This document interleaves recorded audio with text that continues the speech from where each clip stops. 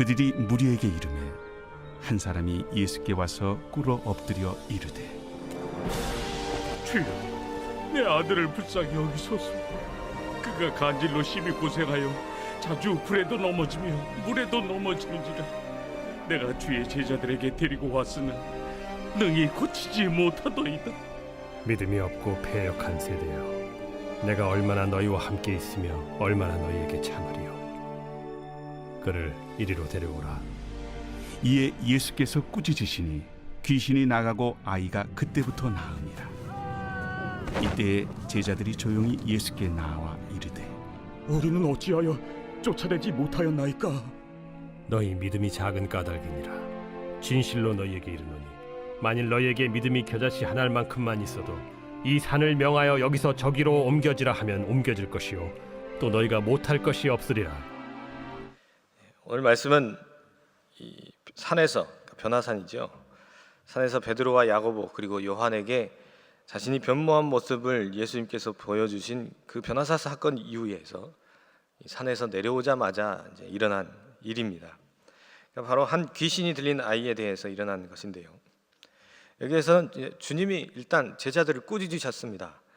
무엇 때문에 꾸짖으셨냐면 당연히 믿음이 없음을 예수님이 꾸짖으셨어요. 근데 도대체 무슨 연유 때문에 믿음이 없다고 꾸짖으셨는지, 그러니까 귀신을 왜 쫓지 못했느냐 이렇게 말씀하지 않으시고 왜 믿음이 없다고 얘기하셨는지, 우리가 어떤 의미가 있는지 한번 깨닫고 오늘 또 우리에게는 어떤 말씀으로 우리가 기도 제목을 삼으면 좋을런지 우리 함께 나누고자 합니다. 먼저 14절에서 한 사람이 예수님을 찾아와서 꿇어 엎드리면서 애원하는데요, 이 사람에게 무슨 일이 있었냐면 바로 15절에 그 내용이 나와 있죠. 바로 자신의 아들 때문이었습니다. 주여, 내 아들을 불쌍히 여기소서. 그가 간질로 심히 고생하여 불에도 넘어지고 물에도 넘어지는지라. 아들이 간질로 고생하고 있고 또 이것을 주님께 말씀을 드려서 어떻게 해서든 고침을 받아야겠다 하고 애원하는 것입니다. 그런데 한 가지 짚고 넘어가야 하는 것은 이 사람의 아들은 간질에 걸린 것이 아니라 분명히 귀신에 들린 것이었습니다. 18절에 보면 귀신이 들렸다는 것을 분명하게 말씀하고 있죠. 그러면 왜 15절에서는 간질이라는 말이 나왔나? 오늘날의 간질이 어떤 병입니까? 뇌에 문제가 생겨서 일어나는 질병이죠. 하지만 여기에서 간질은 우리가 알고 있는 간질과는 조금 다른 점이 있는데 바로 귀신이 들렸을 때 마치 간질에 걸린 것과 같은 발작이 있다. 그러니까 그런 증세를 보이기 때문에 간질이라고 표현한 것 같습니다. 그러니까 이 아들이 실제로 그 간질병에 걸린 것이 아니라 귀신에 들려 있어서 그런 어떤 발작들이 일어났다라고 보시면 될 것 같아요. 그런데 이 사람은 주님께 찾아와서 처음으로 고쳐달라고 애원한 것이 아니었다는 거예요. 16절에서 보시면 이 사람은 예수님의 제자들에게 찾아가서 고쳐달라고 얘기했습니다. 아마 이 사람은 예수님 이전에 질병과 귀신을 쫓아내셨다는 이 어떤 그런 소식들, 굉장히 이 당시 이 유대 사회 속에서 예수님의 아주 그런 사역들이 굉장히 소문이 많이 퍼져 있었기 때문에 어떻게 해서든 예수님을 만나서 내 아들의 병을 고쳐야겠다라고 해서 찾아왔겠죠. 그런데 예수님이 지금 그 산에 올라가셔서 베드로와 요한, 야고보와 함께 산에 올라가셔서 보이지 않자 그러니까 예수님과 함께 있었던 그 제자들에게 제 아들이 이렇습니다. 좀 고쳐주십시오. 그리고 제자들이기 때문에 이 사람들도 만약에 그런 일들을 행할 수 있겠다 기대를 많이 했던 것 같습니다. 근데 마태복음 10장 1절에서는 예수님께서 실제로 제자들에게 그러한 권능까지도 주셨잖아요. 그러니까 예수께서 그 12제자들을 부르사 더러운 귀신을 쫓아내며 모든 병과 모든 약한 것을 고치는 권능을 주시니라. 그러니까 예수님께서 2명씩 짝을 지어 세상으로 보내실 때 분명히 그 권능들을 다 쥐어 주셨다는 거예요. 이처럼 예수님께서 제자들에게 질병을 낫게 하고 귀신을 쫓아낼 수 있는 능력을 주신 후에 분명히 이들을 파송하셨다는 것에 있습니다. 그렇다면 능력을 받았으니까 제자들이 지금의 경우에도 똑같이 그 귀신을 쫓아낼 수 있어야 하는 것 아니겠습니까? 그런데 어찌된 일인지 제자들이 귀신을 쫓아내지 못했다고 지금 이 아버지가 예수님께 얘기하고 있습니다. 이러한 사실을 주님께서 들으시자 이렇게 말씀하시죠. 17절 말씀입니다. 믿음이 없고 패역한 세대여, 내가 얼마나 너희와 함께 있으며 얼마나 너희에게 참으리요. 그를 이리로 데려오라 하시니라. 그러니까 제자들이 귀신을 쫓아내지 못했다는 이야기를 들으신 예수님의 반응은 왜 하지 못했느냐가 아니라 믿음이 없고 패역한 세대라는 말이었습니다.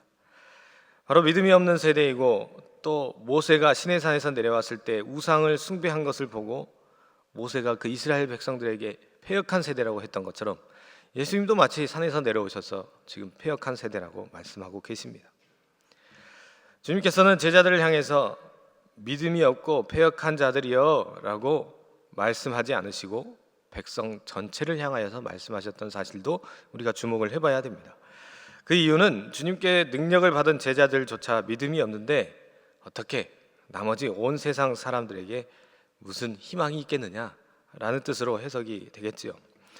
변화산에서 베드로와 야고보 그리고 요한 이 세 제자는 예수님께서 그 변모하심, 그 아주 광채를 가지시고 이렇게 변화된 모습을 두 눈으로 본 지 얼마 되지 않았음에도 그 제자들에게조차 믿음이 없었다는 거예요.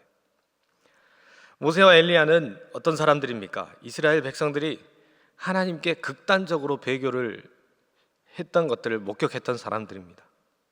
이들과 마찬가지로 산에서 내려오신 예수님은 이 백성들의 믿음 없음을 분명하게 보고 탄식하고 계신다는 거죠.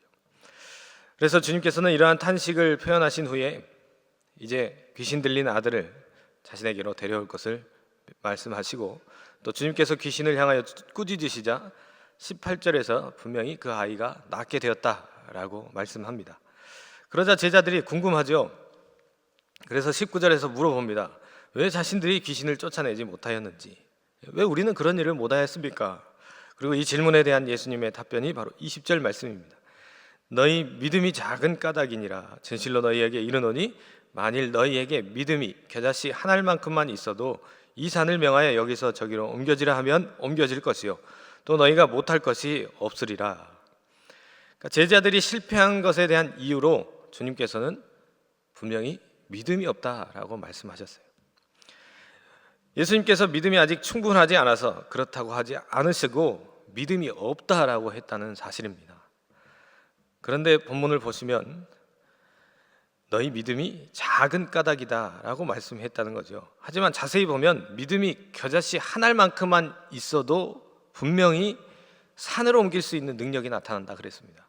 그러면 그 겨자씨 한 알만큼 그 작은 믿음 또한 없었다. 그러니까 제자들에게 믿음이 아예 없었다는 사실이죠. 그러면 왜 제자들에게 믿음이 아예 없었던 것일까요? 예수님께서는 지금 제자들의 믿음의 분량 또는 믿음의 양에 대해서 말씀하시는 것처럼 보여집니다. 왜냐하면 작은 믿음이라고 표현하시는 것처럼 양에 대해서 말씀을 하셨기 때문에요. 하지만 그랬다면 주님께서는 이 믿음의 분량을 어떻게 하면 너희들이 더 늘릴 수 있을지에 대해서 가르쳐 주셨겠지요. 그런데 그런 어떤 말씀의 흔적이 본문에서는 보이지 않습니다. 그러면 주님께서는 믿음에 대해서 무엇이라고 가르치고 싶으셨던 것일까요? 17절을 보시면 주님께서 내가 얼마나 너희와 함께 있으며 얼마나 너희에게 참으리라고 이렇게 말씀하셨는데요. 여기에서 약간 그 힌트를 찾을 수가 있습니다.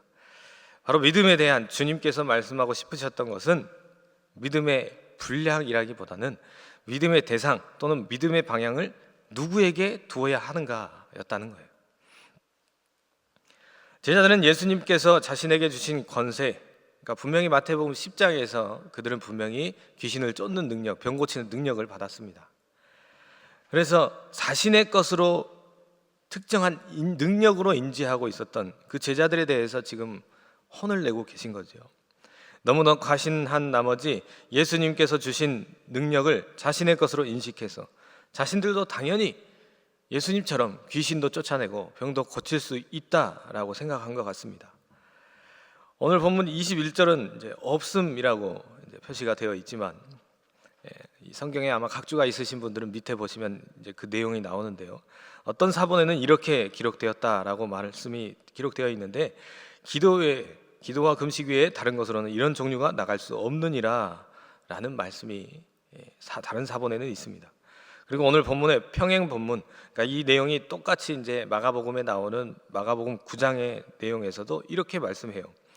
마가복음 9장 29절 말씀에는 이르시되 기도 외에는 다른 것으로는 이런 종류가 나갈 수 없느니라 하시니라. 다시 말해서 제자들은 귀신을 쫓아내기 위해서 하나님께 능력을 구하지 않았다는 겁니다. 제자들은 예수님께서 주신 능력을 자신의 것으로 인식을 했고 자신에게 귀신을 쫓아낼 수 있는 능력이 있음을 스스로가 자신을 믿은 것이지요. 바로 제자들의 믿음의 대상은 자기 자신이었기 때문에 이들이 귀신을 쫓아낼 수가 없었습니다. 하지만 믿음의 대상을 하나님, 더 정확하게는 능력을 주신 예수님께 두었다면 아마 이들은 실패하지 않았을 거예요. 사도행전에 어떻습니까? 사도행전엔 성령의 아주 주권적인 역사들이 많이 나타나는데 성령을 받은 베드로와 요한이 성전 미문 앞에 앉아있던 나면서부터 걷지 못했던 자를 어떻게 일으켰나요? 내가 줄 수 있는 건 없지만 예수님을 나사렛 예수 그리스도의 이름으로 일어나서 걸으라고 했습니다. 그러니까 분명히 예수님의 이름에 능력이 있었기 때문에 그러한 기적이, 표적이 가능했다는 거죠. 자신은 할 수 없지만 예수님은 가능하시다는 그 믿음 때문입니다. 오늘날 우리에게도 예수님은 믿음이 없는 패역한 세대여라고 꾸짖고 계신지도 모르겠습니다. 하나님께 믿음을 두어야 함에도 우리는 다른 것들을 의지하거나 더 나아가서 제자들과 같이 나 자신을 믿고 있는 것은 아닌지 분명히 돌아봐야 한다는 거예요. 우리의 믿음은 항상 하나님께 두어야 합니다. 하나님이 없는 믿음은 작은 믿음조차 없는, 아예 믿음이 없는 상태라는 거죠. 우리가 기도하는 이유는 바로 하나님을 의지하기 위해서입니다. 무슨 능력을 행해서가 아니라 그저 하나님을 의지하고 믿음의 대상인 하나님을 향해서 온전히 그 방향을 찾기 위해서 우리가 기도하는 것입니다. 우리가 소원을 성취하기 위해서, 하나님을 이용하기 위해서 기도하는 것이 아니라 이 세상을 다스리고 자신의 주권대로 이 세상을 운영하시는 분이 하나님이심을, 나의 주인 되신 분이 하나님이심을 고백하는 행위가 바로 기도이니까요. 그렇기 때문에 우리는 하나님만이 모든 것을 하실 수 있기에 하나님만을 의지하고자 기도하는 것입니다. 그분의 뜻이 무엇인지 그분의 뜻대로 살게 해달라고 기도합니다. 이것이 바로 우리가 기도하는 이유입니다. 참된 믿음은 항상 하나님과 관계가 있어요. 그분을 떠난 믿음은 믿음이 없는 것과 같은 상태입니다.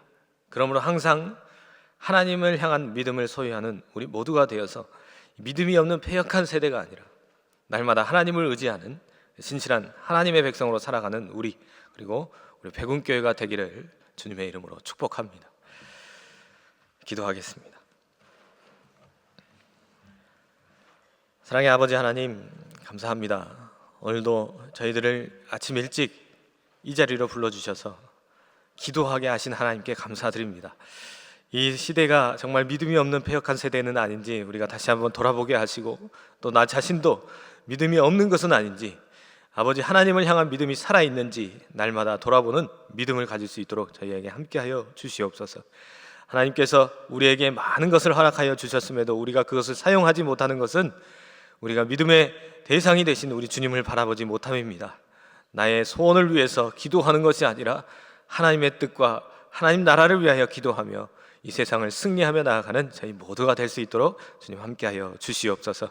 오늘도 사랑하는 우리 백운교회 모든 지체들 위해 하나님께서 복의 복으로 더하여 주시고, 우리의 삶의 현장 속에서 하나님을 만나게 하시고 하나님을 경험하게 하여 주셔서 우리의 믿음이 날마다 성장하며 하나님 백성으로서 이 세상에서 예수 그리스도의 온전한 모습을 드러낼 수 있는 우리 백운교회가 되게 하시고, 특별히 이 백운교회를 이끌어 가시는 담임 목사님에게 성령 충만함으로 함께하여 주셔서 백운교회가 이 세상의 풍파에 흔들리지 아니하고 굳건하게 세워져 갈 수 있도록 주님 능력으로 함께하여 주시옵소서. 오늘 우리의 인생에서 하나님께서 우리에게 주시고자 하시는 그 모든 은혜들을 발견하게 하시고 우리 오늘의 하루의 삶을 살아가며 하나님과 동행하는 저희 모두가 될 수 있도록 주님 축복하여 주시옵소서. 감사합니다. 예수 그리스도 이름으로 기도합니다. 아멘.